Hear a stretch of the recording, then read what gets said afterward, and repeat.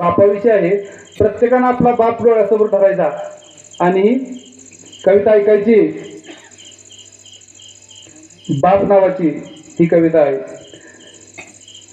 बाप स्वाभिमानी बाणा, बाप कणखर कणा, त्याच्या काळजात सुद्धा लाजाळूची संवेदना, त्याच्या काळजात सुद्धा लाजाळूची संवेदना, त्याची पहाडाची छाती, त्याच हृदय गुलाब, त्याच्या घामाच्या थेंबान हिऱ्या मोत्याचा रुबाब.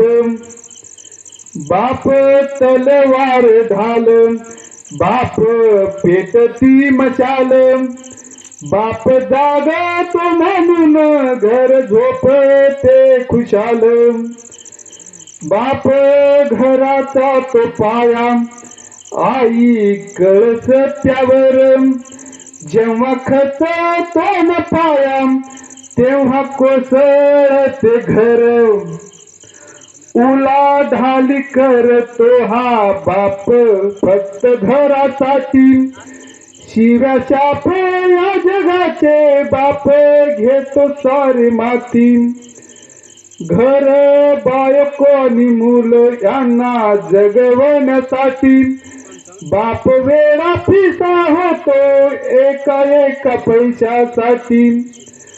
बाप म्हणजे जणू वाल्या कोळ्याची जमात, ज्याच्या पापामध्ये कोणी नाही वाटेकरी. बाप म्हणजे कसा जसा पाण्यातला मासा, त्याच्या डोळ्यातला थेंब कोणा दिसणार कसा. बाप साठवतो अश्रू वाट पाही त्या क्षणाची. लक्षात ठेवा, बाप कधीच रडत नाही, पण आपल्या मुलीच्या लग्नात मात्र तो हंबरून रडत असतो. बाप म्हणजे कसा जसा पाण्यातला मासा, त्याच्या डोळ्यातील थेंब कोणा दिसणार कसा. बाप साठवतो अश्रू वाट पाही त्या क्षणाची, जन्मभराचे रडतो लेक जाताना सासरी. ज्याने जपले मुलांना तळ हाती पाकळ्यात, अशा बापासाठी यावी थोडी आसवे डोळ्यात.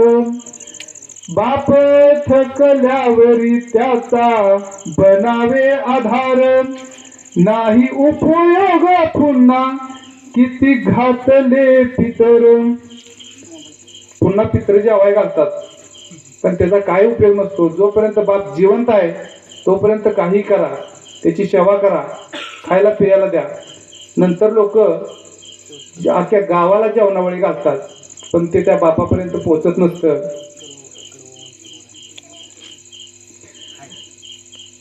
बाप म्हणजे असे एक झाड आबोली, बाप म्हणजे मुलाची जणू अव्यक्त सावली, जणू अव्यक्त सावली.